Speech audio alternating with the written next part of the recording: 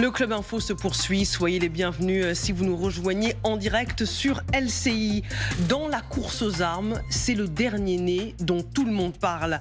À l'heure où chaque État a bien compris qu'il devrait compter sur ses propres ressources face à la guerre, Londres dégaine sa nouvelle avancée technologique, une arme censée révolutionner la lutte anti-aérienne. Elle s'appelle Dragonfire, dragon de feu en français, dévoilée hier par le ministère de la Défense britannique. Va-t-elle changer la donne en pleine guerre en Ukraine et en mer Rouge? C'est ce que nous allons voir et on va accueillir nos invités, le général François Chauvency, bonjour. Bonjour. Consultant géopolitique pour LCI, Claude Blanche-Maison, bonjour. Bonjour. Ex-ambassadeur de France en Russie, auteur de Vivre avec Poutine aux éditions Temporis. Yuri Clavillier, bonjour. Analyste en géostratégie indépendant. Emmanuel Véron, bonjour. Docteur en géographie et spécialiste des relations internationales. Et Vera Grandseva, bonjour. Politologue, enseignante à Sciences Po Paris. Avant de vous entendre, Brandon, bonjour, je me tourne vers vous. Présentez-nous cette arme laser d'une précision diabolique, nous dit-on. La voici cette nouvelle arme Dragonfire, dragon de feu.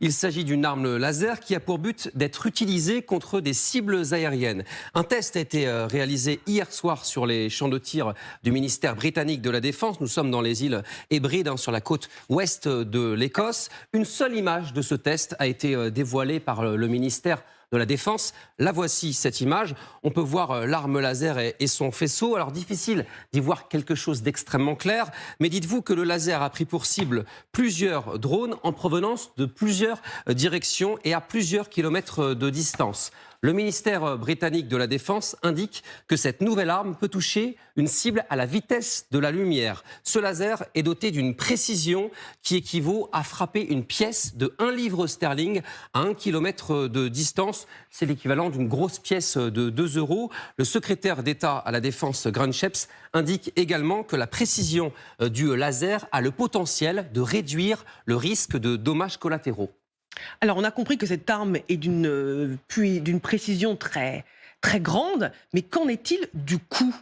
Le coût d'un tel système s'élève à 100 millions de livres sterling, environ 110 millions d'euros.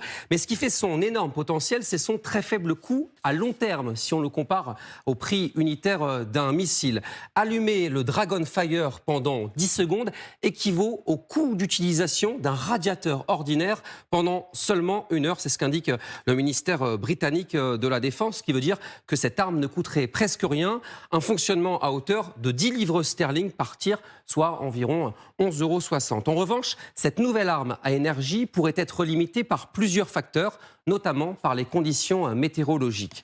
Quand est-ce que cette nouvelle arme sera prête au combat? Elle pourrait être opérationnelle à partir de 2029. Elle ne pourra pas être installée sur les navires actuels, mais elle pourrait l'être sur les navires en cours de construction, comme les frégates de type 26 ou de type 31. L'armée et la Royal Navy envisagent d'utiliser cette technologie dans le cadre de leur future capacité de défense aérienne. Plusieurs armées dans le monde travaillent depuis ces années pour créer une arme laser. Les États-Unis ont lancé leur programme et ont mené plusieurs tests l'année dernière. Israël envisage de déployer son arme laser au cours de l'année 2024. Quant à la France, elle devrait être opérationnelle dans les prochains mois avec un rayon laser prévu pour défendre les navires de la Marine nationale. Merci beaucoup Brandon pour toutes ces précisions. Je me tourne vers vous, Général. Alors, il y a une volonté peut-être d'abord de montrer qu'on est capable de mener une guerre. Il y a une démonstration de force qui est faite par Londres. Oui, alors d'abord, on a une menace qui est très avérée, qui est celle des drones.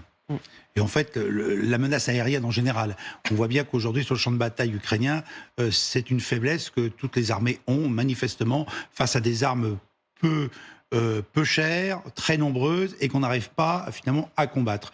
Et donc on cherche différentes solutions. Mais l'arme laser est une arme qui est recherchée depuis très longtemps. Ça fait des années que les Américains cherchent à avoir cette capacité de détruire des cibles par laser, mais il y avait une grosse difficulté qui apparemment les Britanniques ont réussi à résoudre, c'est cette capacité à amener l'énergie nécessaire pour que l'arme laser fonctionne. Là, on nous évoque effectivement un radiateur électrique qui fonctionne pendant un certain temps. Bon, néanmoins, moi, ce que je retiens, c'est qu'on envisage d'abord ces armes-là pour des bateaux, des navires, donc protection navale. Ça veut dire surtout que c'est un matériel qui risque d'être comme suffisamment lourd et qui a besoin de suffisamment d'énergie et de production d'énergie et qui a besoin d'un support suffisamment important qui peut être qu'un navire. Donc ça veut déjà dire que sur le champ de bataille, on n'est peut-être pas prêt d'avoir ce type d'armement. Maintenant, quand je vois les dates aussi 2029, je pense pas que ça va être un usage immédiat.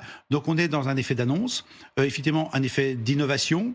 Alors, est-ce qu'on peut le relier au conflit actuel ? Je n'en sais rien. La défense antiaérienne, c'est crucial pour l'Ukraine. Oui, alors voilà, donc à long terme, mais on est dans de moyens long terme, mais je vois mal ce type d'arme arriver sur le champ de bataille donc dans les années qui viennent. Ensuite, il va falloir industrialiser. Je pense que là, on est sur un test réussi. Il faut voir un petit peu ce que ça va donner par ailleurs.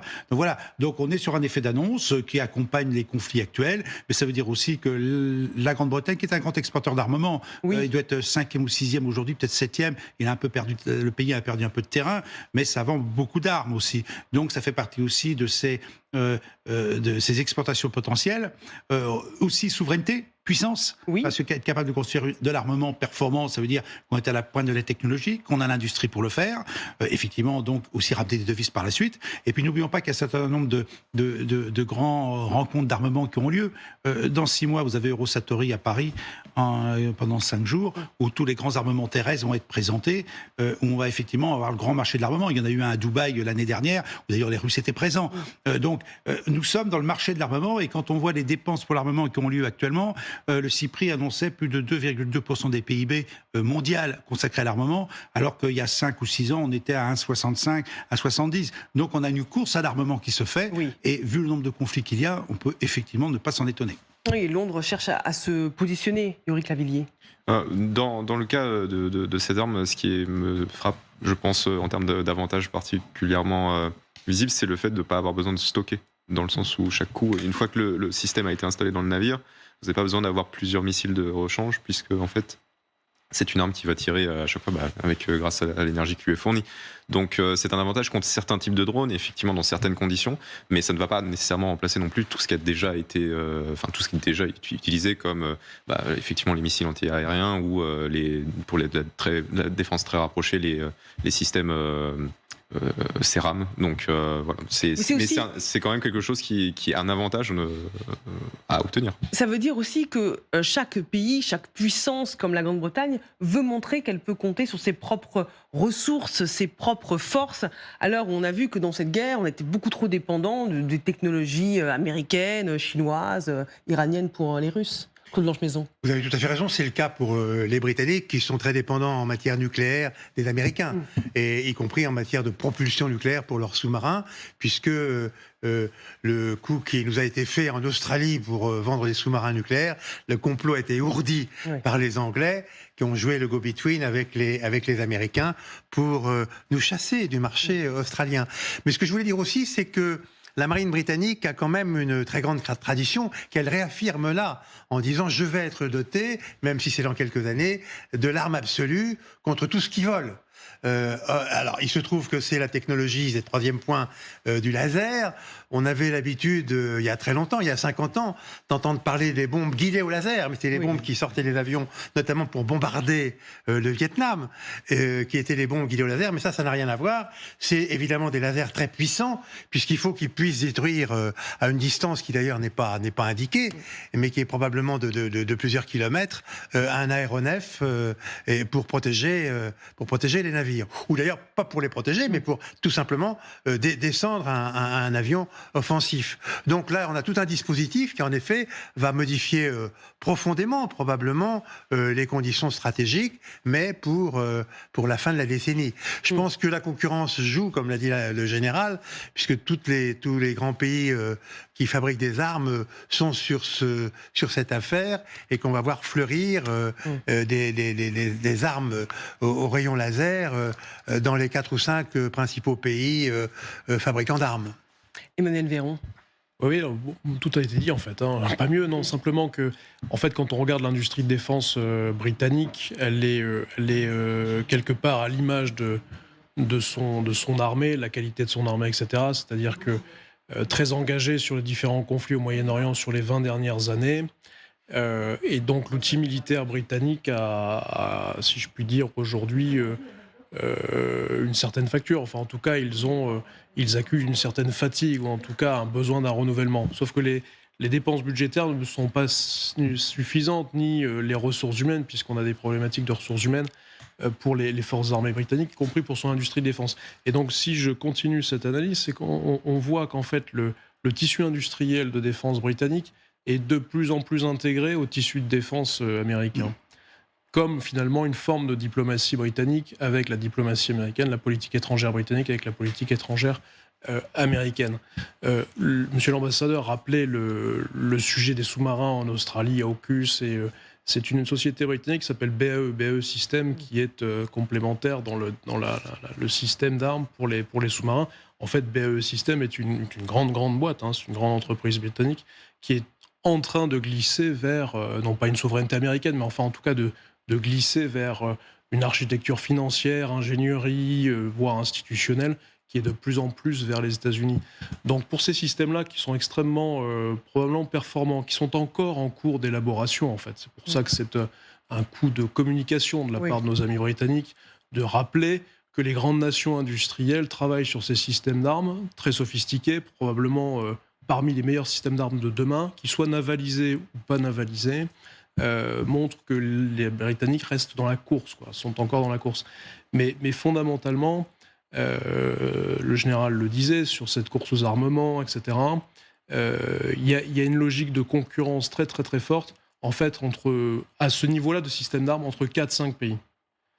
Et probablement qu'en toile de fond, avec la guerre en Ukraine, ces sujets-là reviennent sur le devant de la scène. C'est-à-dire que on a pu dire par ailleurs que l'Ukraine est une sorte de grand Eurosatori, c'est-à-dire qu'on avait des livraisons d'armes, des tests de systèmes d'armes, etc. On est un peu dans cette logique-là. Hein. Sauf que, effectivement, les systèmes laser embarqués sur des navires ou pas ne seront pas encore testés demain matin sur le front en Ukraine, parce que les systèmes ne sont pas encore complètement opérationnels.